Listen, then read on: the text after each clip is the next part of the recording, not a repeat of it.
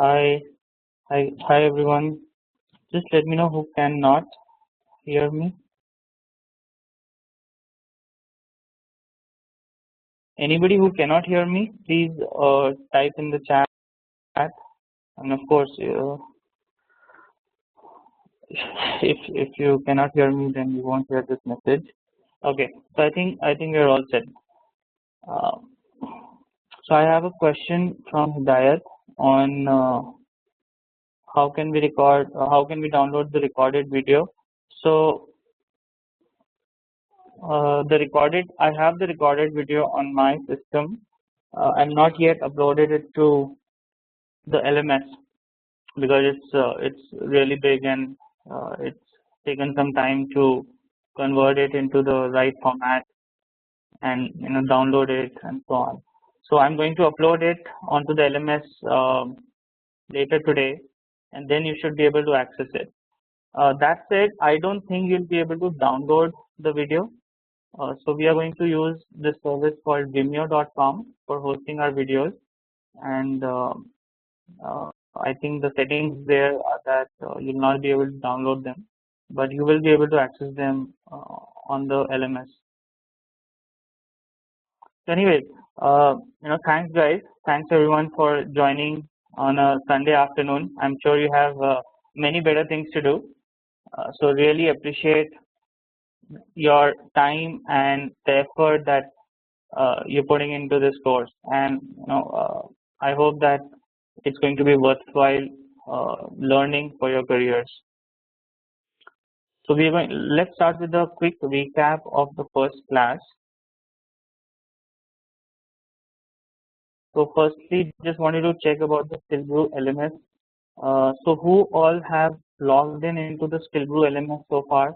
I know that I sent out the login information quite late yesterday night, but did any of you get the chance to log in into it maybe today morning? So Aditya, Rajendran, okay, and I think Ankit has also used the LMS. Anyone else? So only 3 people. So please,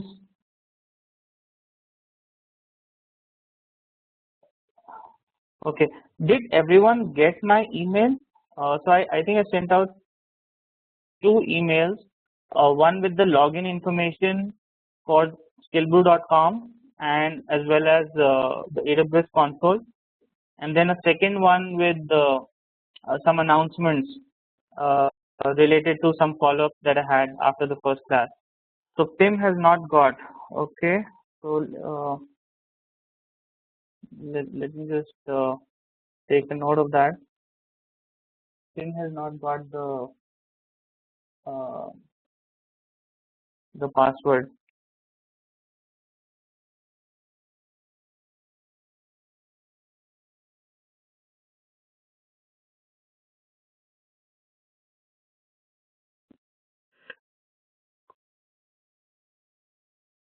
Okay, Tim, I've just resent it to you. The login information. Uh,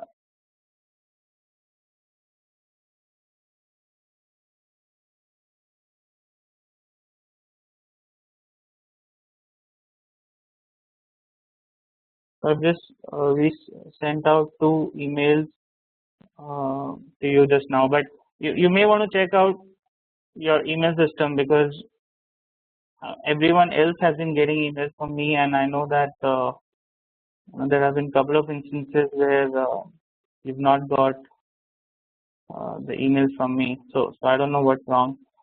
But anyway, so I'm going to just request everyone, please log in into the SkillBrew LMS, and first of all, so get yourself familiar a little bit uh, with the information there. I think primarily there are 3 things that you need the LMS for. One is the quiz, so please take quiz number 1, and because we'll have a quiz at the end of every class. So now at the end of this class you'll have two quizzes to take, and please take quiz number 1 before you take quiz number 2, because it's supposed to be in that sequence. Then the second use of the LMS is going to be the forum. So please use the discussion forum to to ask any kind of questions related to this quiz and interact with all of me and the other learners. And thirdly, the assignments. So the assignments are also up on the LMS, and just a second, let me just adjust this video a little bit, the webcam.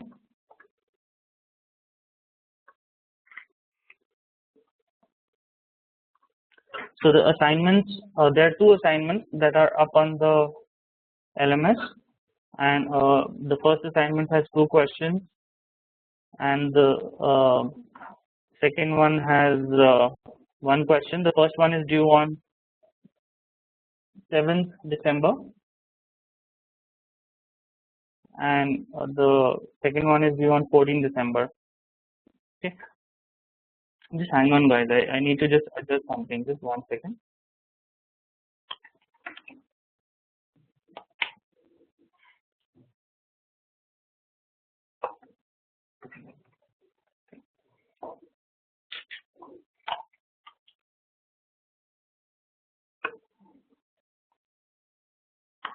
Okay, sorry for that distraction.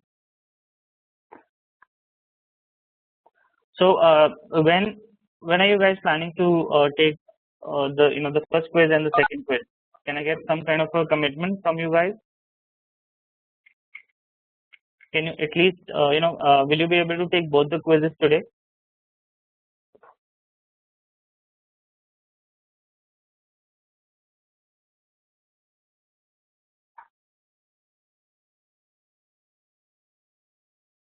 Aditya, can you at least take the first quiz today? So Pim, I have sent you the email, and if you still don't have it, please send me an email or raise it on the forum so that I'm aware of it.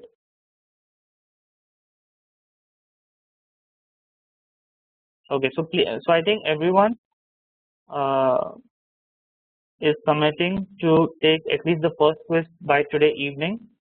So I'm going to hold you all on that, right? So that's a pact between us, and so all of you are going to take the first quiz by today evening, and all of you are going to take the second quiz by tomorrow evening. Okay, so please adhere to that, and I may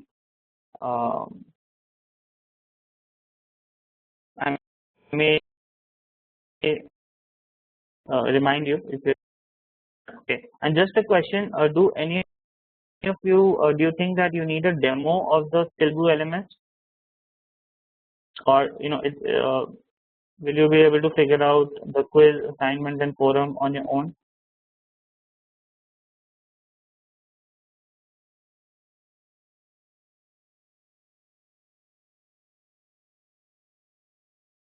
Okay, I think Avinash was not muted, so I just muted him. So I was asking, do you need? Does anybody think that you need a demo of the SkillBrew LMS? If you want, we can do a quick demo in 1 or 2 minutes. Okay, I think it's not required. Great. So then let's continue. So, but if you have any issues with the SkillBrew LMS, please let me know.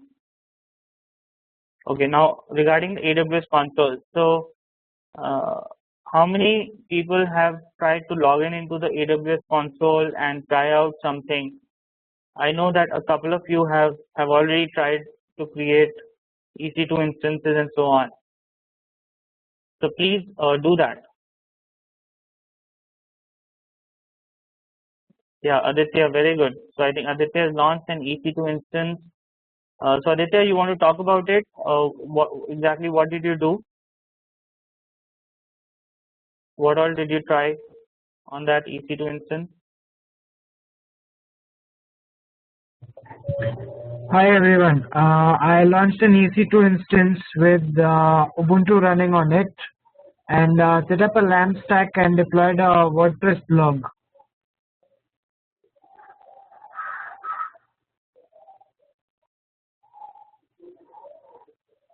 Sure.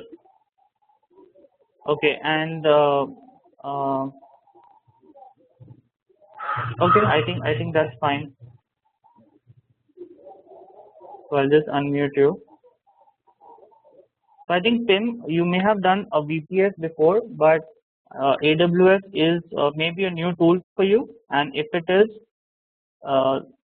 you'll definitely benefit from the exercise of setting it up on your own once, because like every tool, you need to spend a little bit of effort in learning it.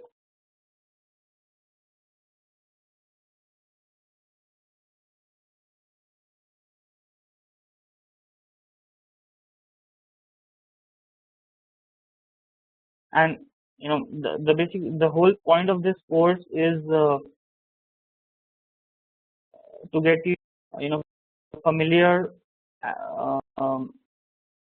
hands-on familiarity with the AWS console and uh, other things to access it. So definitely, I think it'll be worthwhile if you spend some time playing around with the AWS console. Okay. Okay. Now something that I do whenever I take a class is I go around in every class. I go around every through all the participants and ask everyone to share one key thing that they remember from the previous class. So I'm going to do that. So can all of you please share one point, at least one point, more are welcome, of what you remember from the previous class.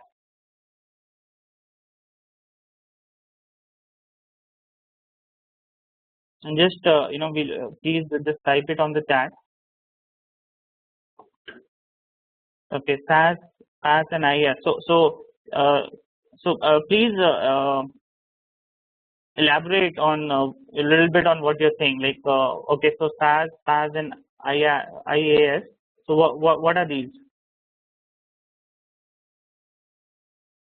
Importance of AWS public and private keys. So what's the importance, Aditya?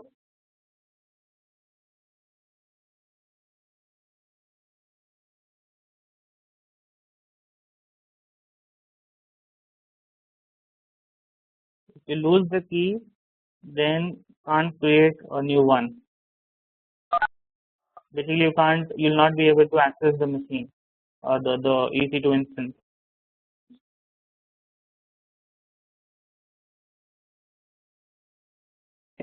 Anyone else? The provision of service. Yeah. So SAS, PAS, IS deal with the level at which the type of service that the cloud is offering. Cloud economics of scale. So economics of scale only applies to infrastructure as a service. It it doesn't really apply to software as a service or platform as a service.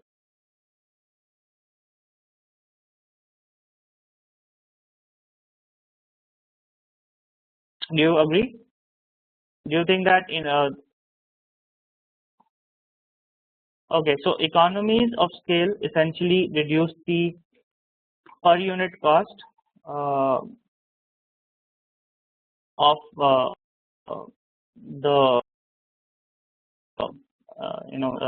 the over thing we're doing. And the thing is, infrastructure service is a very commodity business. Commodity means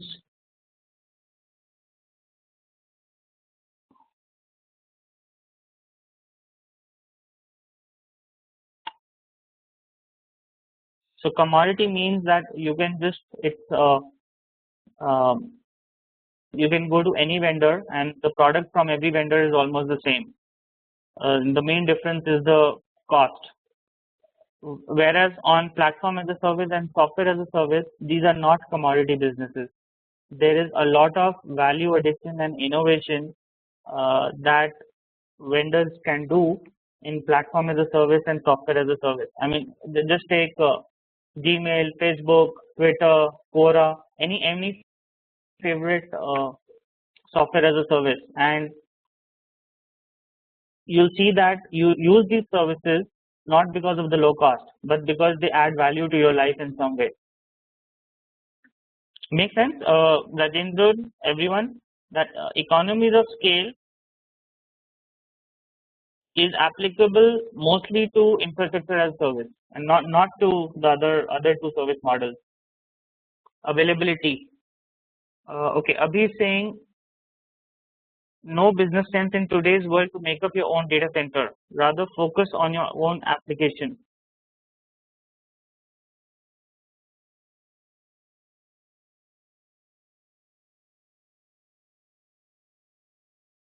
Well, I mean, somebody has to make a data center, right? I mean, if everybody thinks that there's no sense in making a data center, then we won't have any data centers. So it's more like if you want to be successful in the data center or business, then you have to be able to build large economies of scale like Amazon or Rackspace or Google App Engine or Microsoft Azure or like these. If you cannot do that, then it doesn't make sense for you to get into the infrastructure or sorry, the data center business. In that case, what you can do is build some other. If you can create some other uh, business and add value in a different way. So, couple of examples. So, for example, Heroku or Dropbox. These are Heroku is a platform as a service, and Dropbox is a storage as a service or software as a service. And these guys use AWS underneath.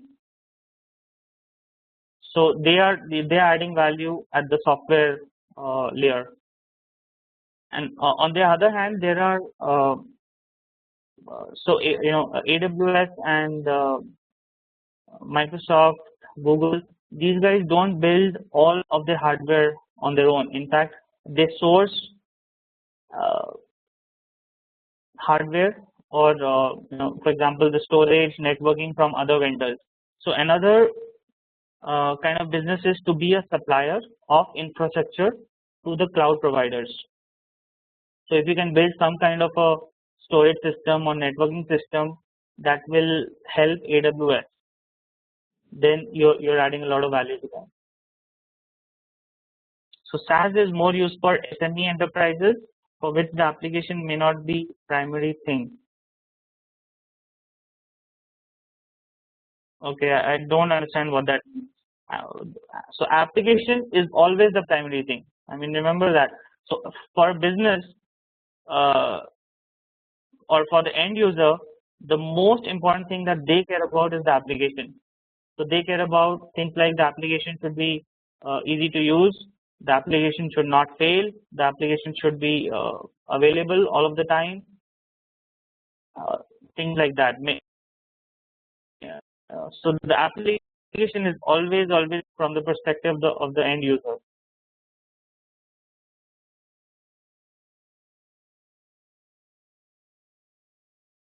Mail application. So I don't know. I don't understand Ankit what you're saying. Tim, what do you want to talk about availability? What do you mean there? And who are the silent guys? Aditya, have you?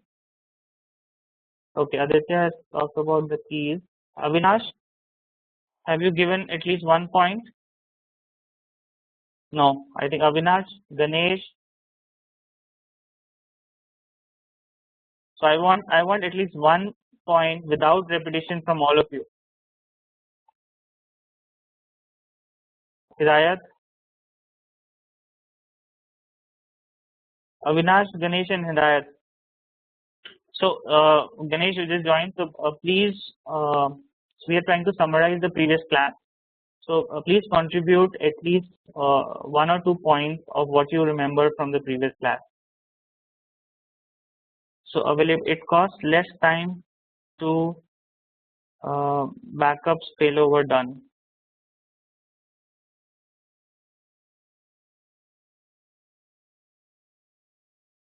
Right.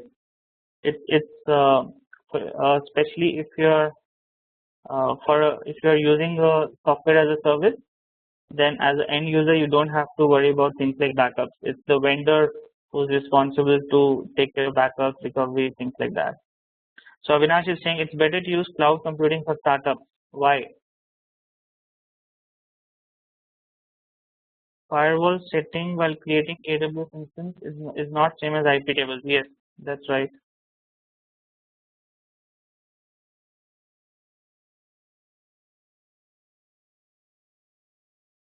Uh, Avinash, I'm waiting for you. Okay. Because they won't know how is their. Okay. Okay. So I think we have a collection of points. 9 regions in AWS. Okay. Okay. Good. So next up, what I wanted to do. So any before we proceed, anything else that anything else that you want to ask or discuss about the material covered in class 1?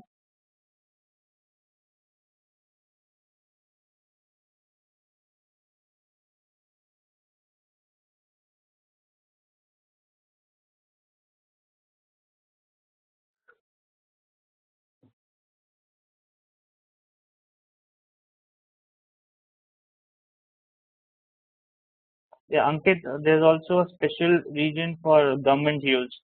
Uh, for example, the U.S. federal government is a federal government as well as state governments are also use Amazon Web Services, and uh, they have some special requirements.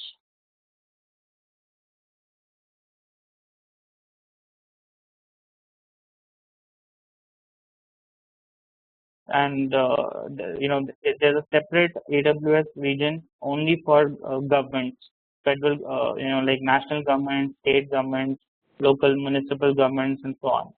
So Tim is saying that he doesn't care how many regions are there. So can somebody comment on that? Why does AWS have 9 regions? Is there what's the benefit of having 9 regions? Or is AWS just listing low latency? Yeah, because you want to host the applications closer to your users. Redundancy also, proximity, yes, proximity again leads to lower latency for the users of the application. Failover, yes. So for example, if there's a natural catastrophe like a earthquake or a flood uh, in one of the regions, and if you're only using that region, your application is gone. So this is called in technology terms, it's called disaster recovery or business continuity. So you want to use multiple regions to get business continuity.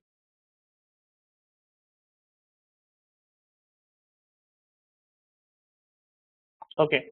So I think we'll start with what I wanted to discuss today, and I want to do a recap of a couple of topics for which we didn't. I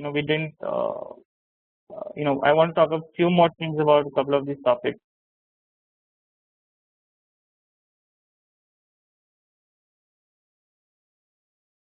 Pim, you never knew what? What are you referring to? Okay, so the benefits of server. So there's a quick recap of server virtualization and a little bit of storage virtualization.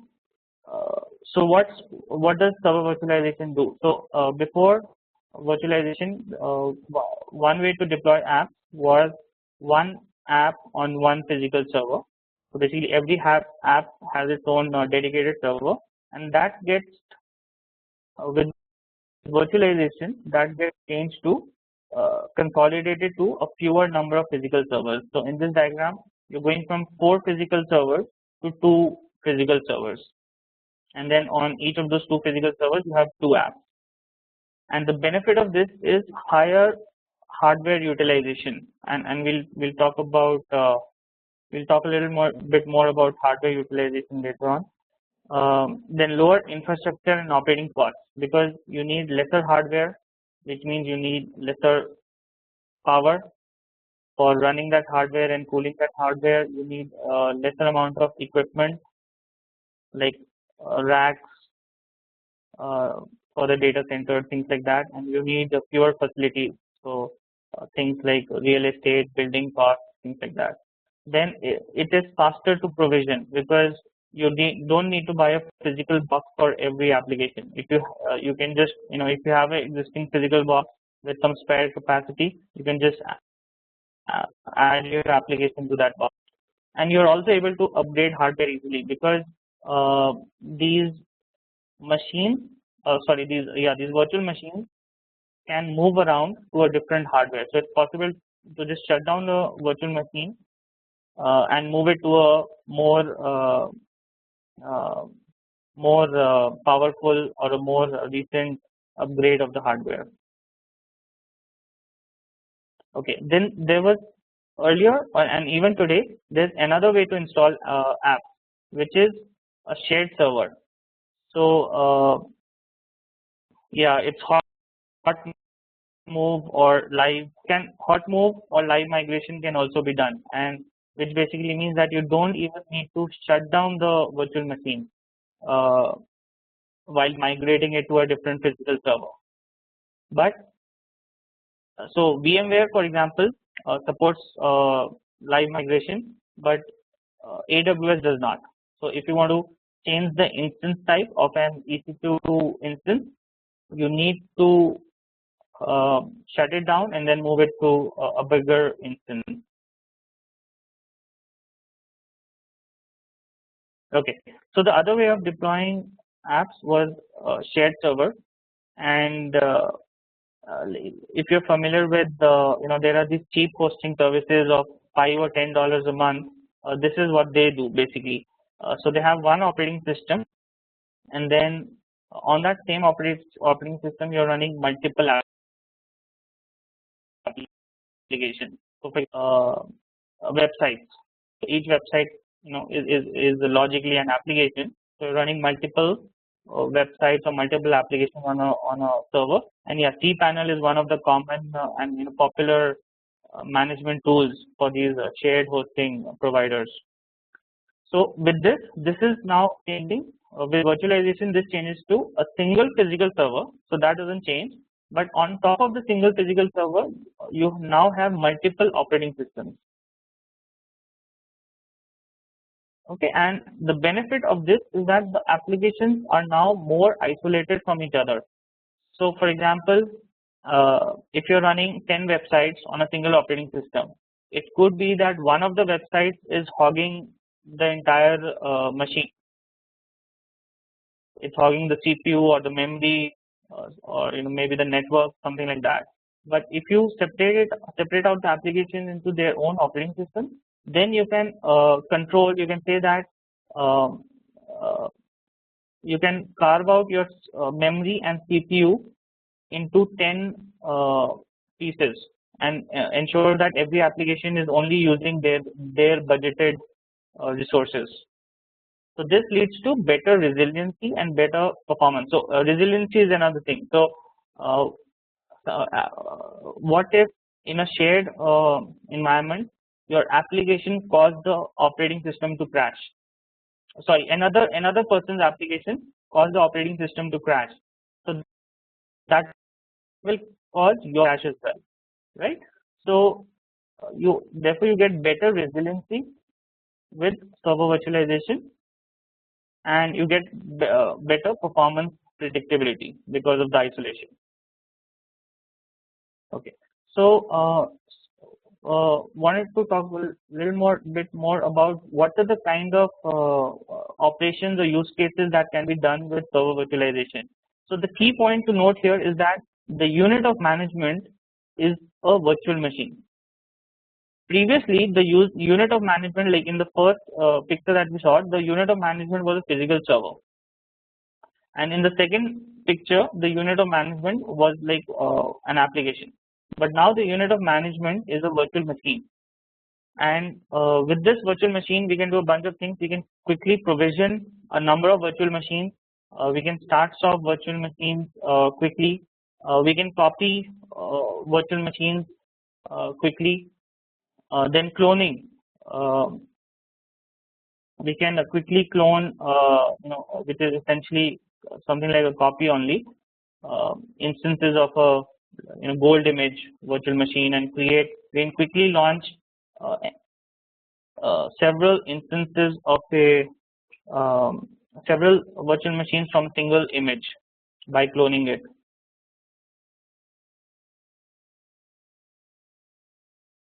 So we only had physical machines then. Just wanted to let you know. So do you guys know when was this virtualization, or at least server virtualization technology invented? How old do you think this is?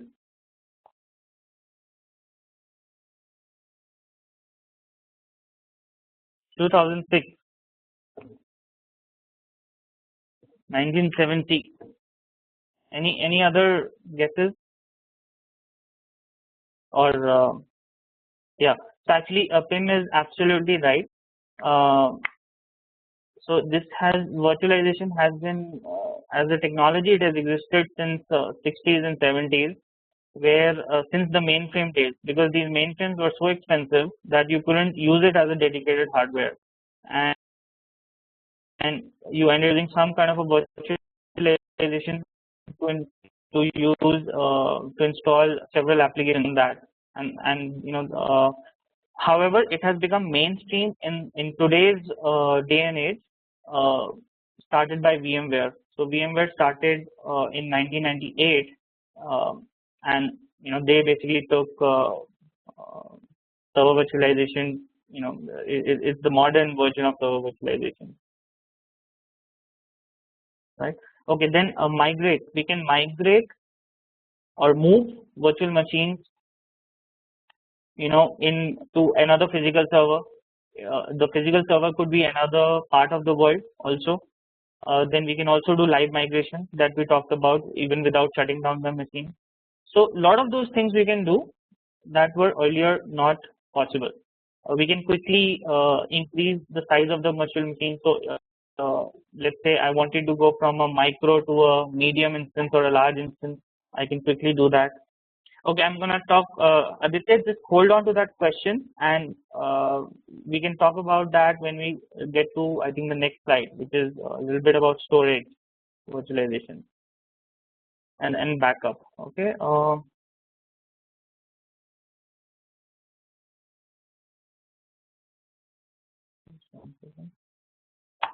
Okay, and similarly, storage virtualization. The unit of management in storage virtualization becomes a volume instead of a set of disks. So a volume is a logical storage entity rather than a physical entity, and then you can do cool things like, again, rapid provisioning. You can create these volumes very quickly. Then there's something called thin provisioning, which means something like the administrator tells you that he's giving you 1 terabyte, but he actually only uses 200 GB of physical disk. Then you can copy and clone these volumes, and cloning is very cool. So cloning, the way some of these companies have got cloning to work is that you start out with a volume and then you clone it, and the clone is instantaneous. So it doesn't take any time. It just takes a few milliseconds. So it's not really a copy. And the way this clone works is that after after you have cloned, uh, so initially the new volume will be basically the parent volume, but when the new volume starts getting more data, only the different blocks will be stored. So this way, this is very useful. So one of the problems in data management is that you have this huge amount of data, gigabytes and terabytes of data, and it takes a long time to copy or transfer this data from one place to another. So copying data is a very painful task. So for example, uh, if you wanted to create uh, uh, so in server virtualization, you wanted to quickly launch 100 clones of a uh, of a golden image. Then if you have to create 100 copies of a golden image, it will take a long time. So instead of that, what can be done now is you can clone, which is instantaneous, and then launch those 100 images, and then as those 100 instances live, they will only store the 100 different copies will only be the difference of the data compared to the base image. So that's what cloning is. And again, migrating or moving, so you can move volumes uh, to a different type of storage. So you can move, let's say you can move from disks to SSDs, or you can move from region 1 to region 2. So a lot of those things can be done on the volume, and all this is possible because the volume is like a logical representation of the data, and it is using storage virtualization, it is decoupled from the physical representation.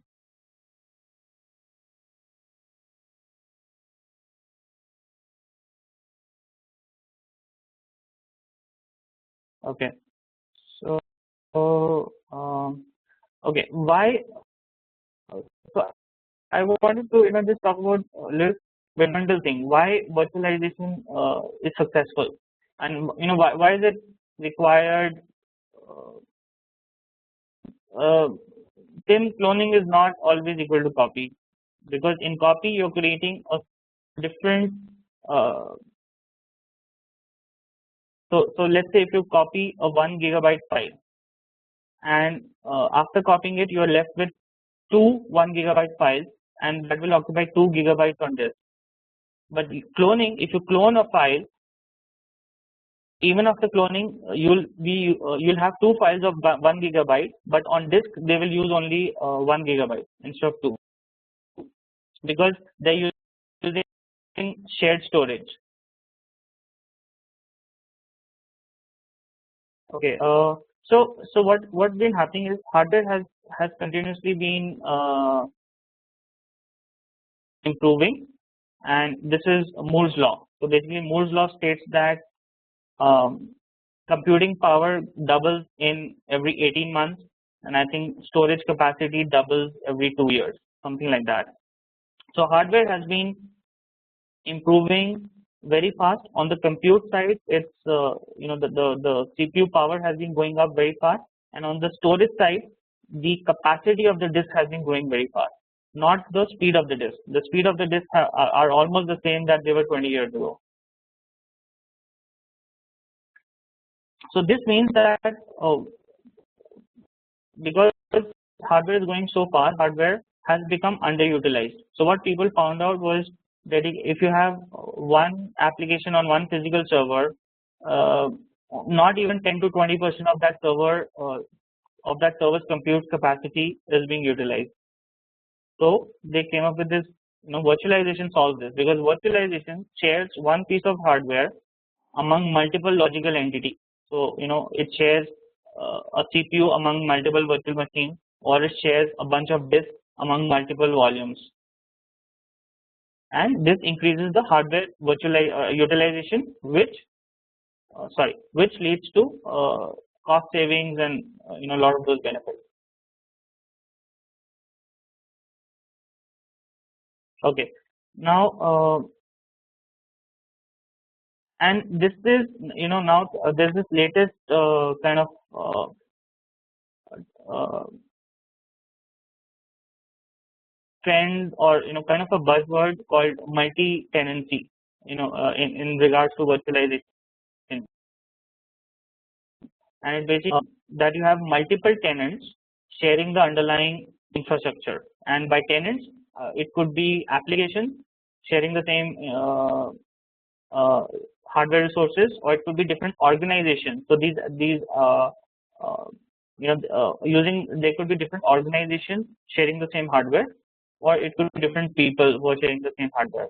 And the infrastructure refers to things like the essentially the hardware, which is the uh, physical servers, network, storage.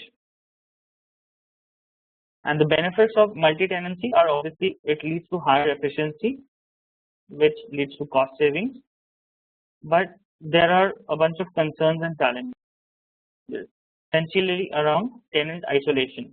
So again, we have the shared thing, so there are these concerns around performance regulation. So you could have one tenant spoiling the party for another tenant. Quality of service, again, quality of service may not be achievable because of what your fellow tenants are doing. Administration, so you want to make sure that um,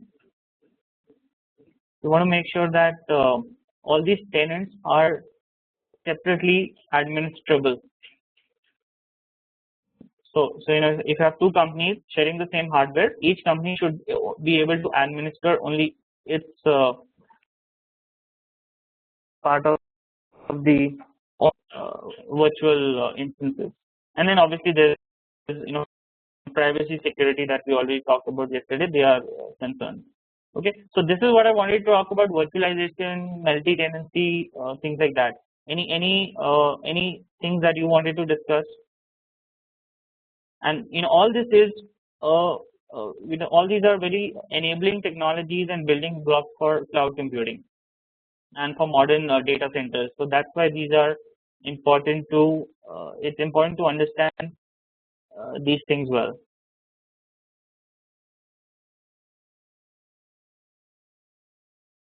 Okay, so if there's nothing else on virtualization, just one.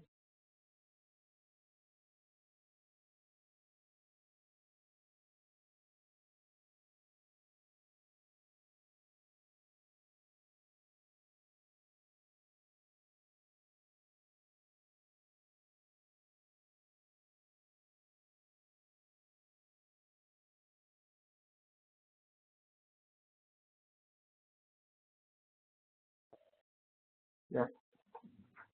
Sorry, so you may be hearing some kind of interference in the audio from my side. It's because there's an external noise here. We're trying to request those people not to make that noise.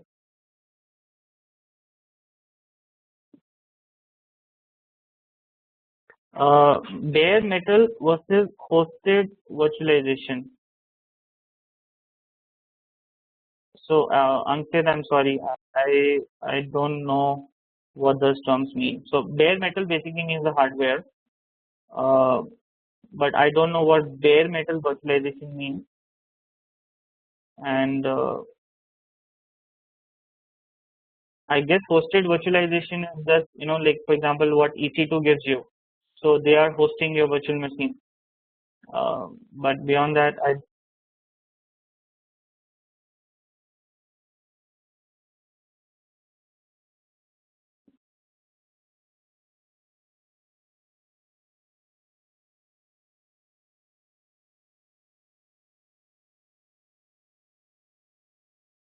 okay. So the other topic I just quickly wanted to recap is the different cloud service models, and I've collected a bunch of images to describe what this is, because it's kind of important to get this differentiation clear. But also note that the differentiation is not very clear cut. There is there's a fine line between each of these levels, because the vendors, like for example AWS is primarily an infrastructure as a service vendor, but at the same time they are trying to add a lot of capabilities in innovation on the platform as a service side as well. So at least in terms of the which vendor is where in this in this stack is not very clear cut. Okay, so the cloud stack is so this is one of the views I was talking about, is that we can look at these service models in terms of who are their typical customers. So for a software as a service, the customer for a software as a service model is the end users of the application, right? So applications like Facebook, Gmail, things like that. For platform as a service model, the target customer are developers, application developers, who will come and use the platform to develop applications. And for infrastructure as a service model, the customers are essentially operators who are going to take this infrastructure and add maybe add some service on top of this infrastructure. For example, they may add a web hosting service on top of the infrastructure, or it could be IT teams, like a lot of the people on this course are IT systems administrators who can use this infrastructure as a service and then deploy their company's applications on that. So this is looking at these stacks from the customer's point of view. Then this is also similar. So infrastructure as a service, you can think of it as hosting. We use the infrastructure to host an application. Platform as a service, we use it to build an application, because it gives you a complete platform that is used to build an application. And something to note here is that if you use a platform as a service, a platform to develop your application, then your application gets tied to your platform, and you cannot then migrate easily to another platform. For example, if you developed an application using post.com, then you cannot easily migrate it to Google App Engine. Whereas migrating, let's say you develop that application using if you're hosting on infrastructure as a service, you can easily migrate your application. Not very easily, but it's easier than migrating from one path to another. And for software as a service, the model is consumed. You're consuming the application as an end user. Okay, then this slide lists the complete technology stack. So we from the hardware to the application. So data centers, networking, storage, servers, virtualization, operating system, then going on to database security application. So the lower part of the stack, essentially in as a service, the provider manages up to the operating system level. In platform as a service, the provider manages up to the platform or the system software level, which includes in this case databases, and the application is developed by the developer. In software as a service, the whole thing is managed and is the responsibility of the provider, and the user is just going to use this application. And this is another figure that tells exactly the same thing. They just use slightly different terms. Okay, just one thing.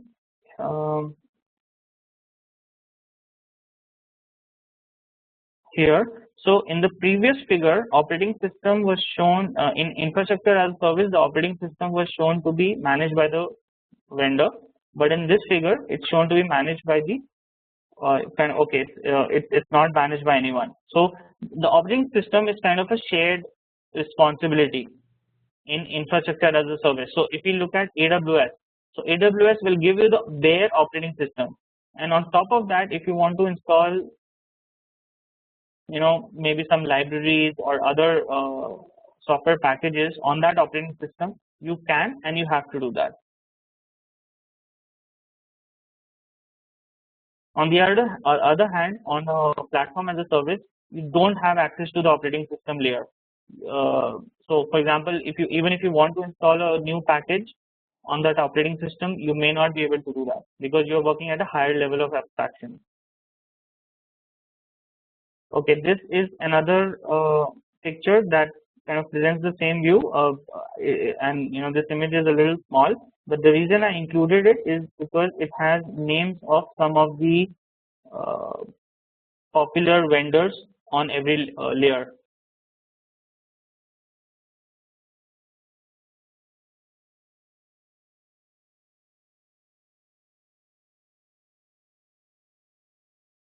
Okay, and this figure talks about a few more vendors in those layers. So in terms of infrastructure as a service, the popular providers are Amazon, Rackspace, Linode. For platform as a service, Force.com is a very popular provider. Then Windows Azure. So Windows Azure actually started out as a platform as a service for building Windows applications, but now it has moved down. So it is more of a, or at least it also provides a lot of infrastructure as a service offering. And then software as a service, there are millions of examples there. Salesforce, Workday, Quicken, Basecamp, Google, the whole set of Google applications, Google Docs and things like that. Okay, so that's what I wanted to talk about, the service model, and just a very quick recap of regions and availability zones. So I think there were some some questions I got on the regions and availability zones. So regions are basically distinct geographic areas. So they're different. In terms of their location on the globe, they are different locations. So for example, North Virginia is a different location than California, is a different location than Singapore. And the reason why AWS has multiple regions is to be able to serve customers worldwide, because of low latency, things like that. And these regions are completely isolated from other AWS regions, and they are connected over a WAN. On the other hand, availability zones are separate isolated data centers within a region. So each of these regions in AWS will have 2 to 4 availability zones, and availability zones in a region are connected to each other through low latency, high bandwidth links, which basically means that it's almost like, if you want to the connectivity between availability zones is almost like a LAN. And the reason why availability zones exist is for high availability, which is that, and we'll talk about high availability in the last class of this course, but it essentially means that if you put all your resources, if your application is completely hosted in just one availability zone, then any failure on that availability zone, like a power failure, can take out your application. So if you want high availability, so high availability basically means that there should not be a single point of failure in your application. So if you want high availability, you divide your application in 2 availability zones, and these availability zones are so designed that they don't share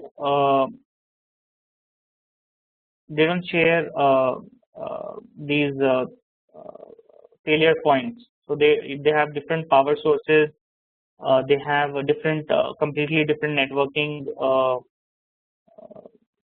systems and so on. So even if one availability zone has gone down, the other one will still be up and it will be able to serve that application. And just one kind of tricky point with availability zones, that may not be very important, but it's something that you should know is that the availability zones are mapped to identifiers like ABCD independently for each account. So on my account, the US East 1A availability zone might be a different location or a different data center to US East 1A on your account. Okay, and this is a reference from the Amazon AWS website on regions and availability zones. Okay, just okay, one quick last recap on free tier. So Amazon has a free tier. This is to help developers and small companies get started with AWS, and it basically that's the purpose, and it gives you quite a bit. It gives you a lot of stuff actually. So you can run. You get 750 hours of a Linux micro instance every month, which means that you can run a Linux micro instance 24/7 for 12 months. Okay, this free tier is available for just 1 year. I forgot to note that here.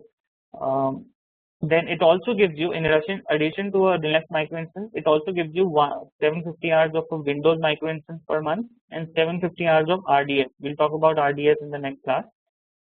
Then it gives you, some amount of EBS storage, some amount of S3 storage and data transfer, and more than that. So if you are kind of trying to get started on AWS, this is really good, and you can definitely highly recommend you to go and sign up on that. Okay, so with that, this wrap up is done.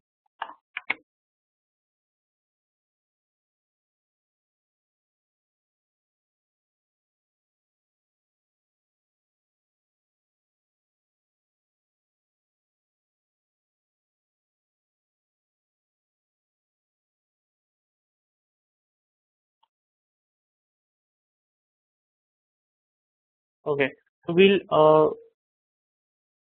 have 1 hour done. So we'll quickly run through this module. Yeah, Aditya, I think you missed the last few slides. That's okay. There will be a recording of this session, and you can catch up on that. So let's quickly run through this slide deck. Most of this we've already discussed yesterday. So EC2 is one of the core services of AWS, and essentially it gives you the Pim. Can we hold on for 10 minutes and then we'll take a break? Just maximum, I think maximum 10 to 15 minutes. So that will be like a halfway point in the class, and let's take a break there. And we'll try to finish off this class at 5:15, so that you get 15 minutes to take at least one of the quizzes. Okay, so it basically EC2 provides compute capacity in the form of virtual machines, and we've already discussed a lot about virtual machines now, and EC2 enables you to create, stop, terminate new virtual machines with ease, and we've also seen this a demo of this. We can launch hundreds of EC2 instances in a few minutes. EC2 uses Zen virtualization. We've seen this, so it supports Linux and Windows OS. By default, these are the only I think these are the only operating systems supported on AWS, but we can also have third-party images. So it's possible to create an image of your own, and it's possible to create an image of your own and then use it on AWS. And we need, when we're creating an EC2 instance, we need to choose either the operating system or use an existing image. And we'll see, and we've already seen that this is called an AMI or Amazon Machine instance. Then there is something called, so Pim, AWS supports Windows virtual machines, right? So what do you mean by Zen no Windows? Oh, so are you suggesting that AWS is using a different virtualization software for the Windows instances? No, Hyper-V is the Microsoft technology for virtualization, and I don't think AWS uses Hyper-V. AWS definitely uses Zen, but we are talking about Windows guest OSs here, right? So isn't it possible to put a Windows guest OS on Zen?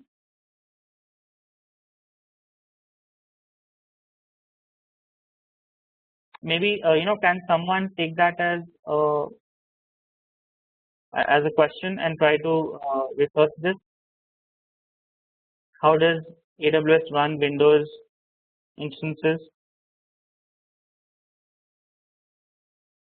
Okay, then ECU. So I think we talked about this yesterday, but basically ECU is a standardized measure, standardized at least in AWS uh, to measure and compare the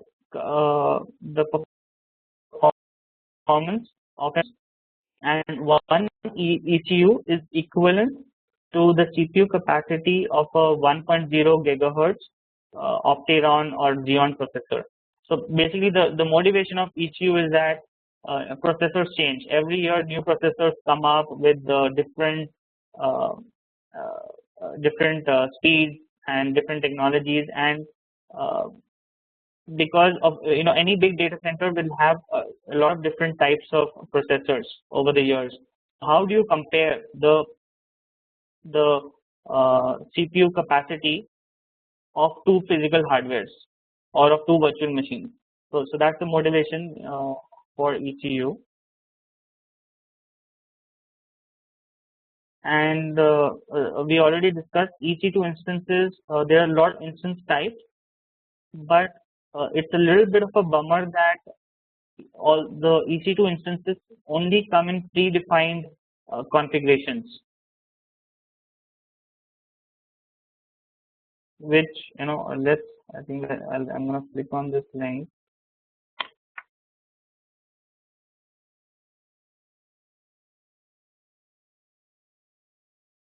So okay, this yeah. So this is uh, the different types of EC2 instances, and one of the things I've always had a complaint about is that I cannot select um, you know I cannot personally configure exactly the memory I want on my instance or exactly the computing power I want on my instance. So AWS only provides EC2 instance types with a specified configuration. Okay, and for example, this is this is a type. So you see that the types have this kind of name. Sorry, T1 micro, M1 small, M1 medium. So M1, M1, M3, T1. These are like families of instance type, and then small, medium, large uh, are essentially members of that family. And you can see that there are two main properties of an instance type. It's basically its compute CPU capability and its memory capability, and also I think the number of CPU cores that it has. So those are the three main properties of an instance type. And then the second column is the name of the EC2 instance. So this is like the short name of the EC2 instance, and this is used in for example, if you are doing CLIs or APIs, you will be using the short name of the instance type.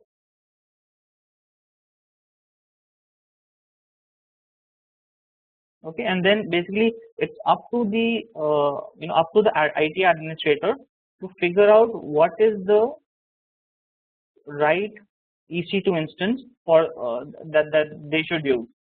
Then do they what kind of balance do they need between CPU and memory? Then for example, if you see medium and large, so actually small, medium and large have the same ratio of compute to memory. So then you have to decide, do I go with, let's say, 20 small, or do I go with 10 mediums, or do I go with 5 large? And different people may answer it differently based on your preferences.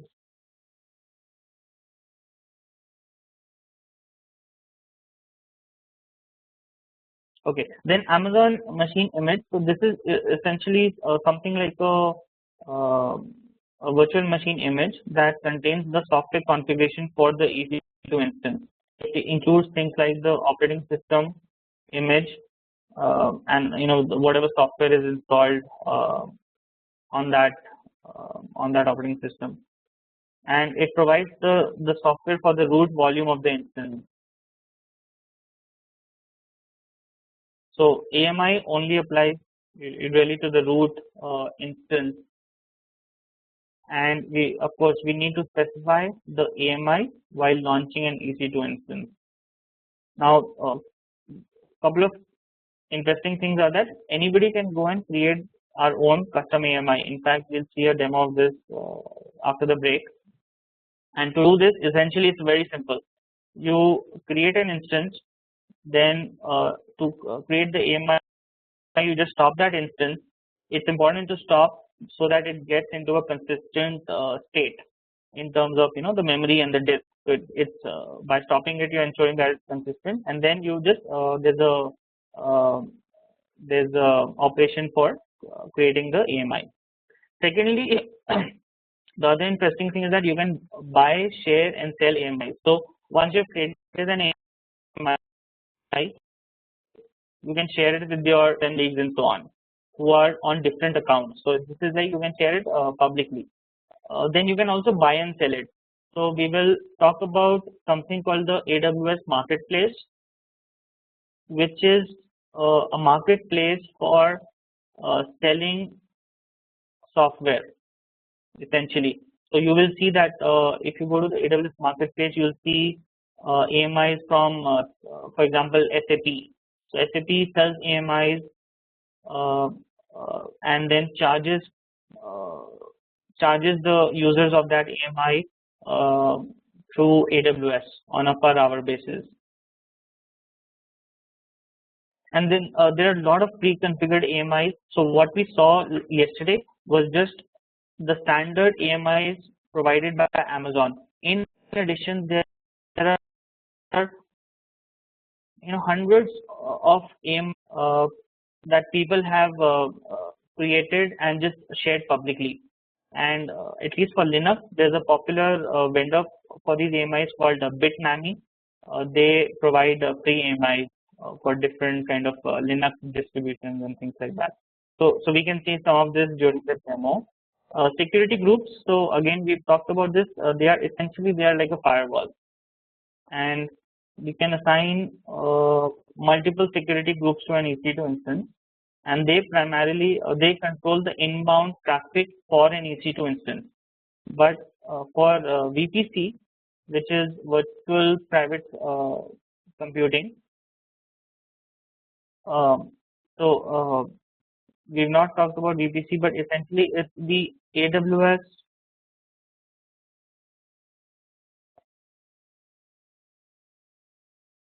So it's the AWS offering for private cloud, and we'll talk about it in a later class. But the reason it's not true private cloud is because it doesn't have physical separation between the resources and the machines, but it's a virtual private cloud. And for virtual private cloud, these security groups can also control outbound traffic. But quite a few things are different in virtual private cloud. Like EC2 instances created in a virtual private cloud, so we'll talk about it separately. Okay, a couple of things to note about security groups is that they are region specific. So if you are working between two regions, they will not share the same security group. You need to have basically you need to create security groups in every region. And when we are creating an EC2 instance, we have to a security group in the same region as that EC2 instance. Then this another thing to note is in the security group we can specify the source and IP source and basically the source IP address. So that can in a firewall that is typically done using the IP address range, which we can do in a security group. But in addition to that, we can also specify the source as another security group, and that basically means that uh, it it uh, it covers all EC2 instances that are running with that security group.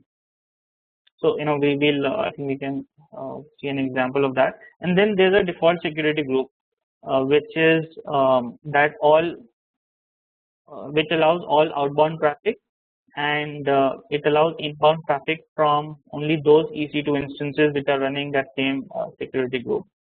So if you don't specify security group, you will get a default. And okay, these are some references.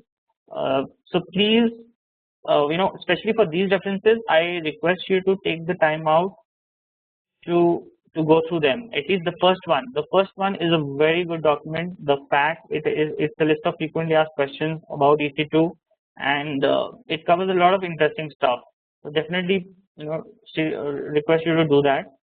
Then the second one is the user guide for EC2. That is of course much more detailed. So you use that as a reference guide whenever you need you want to check out something about EC2. It's available in both HTML and PDF versions. And then I've also shared a link to a Bitnami tutorial on AMIs. Okay, so what have we discussed in this module? We've discussed server virtualization was last module. We've discussed what is EC2, the concept of ECUs, which is elastic compute unit, instance types, AMIs, and security groups. Okay, and with that, thank you very much for your patience with this module. So we'll take a break about let's take a 7-minute break. So it's about 4:18 on my computer. So let's get back in another 7 minutes. Or before that, any questions on this module?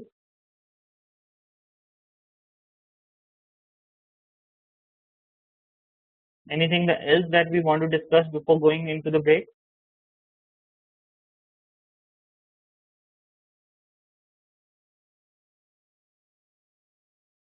Is this making sense?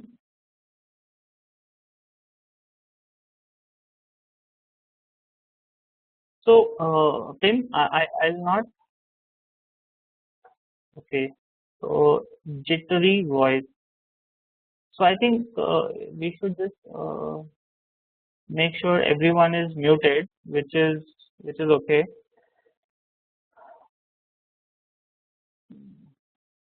So is my voice still jittery?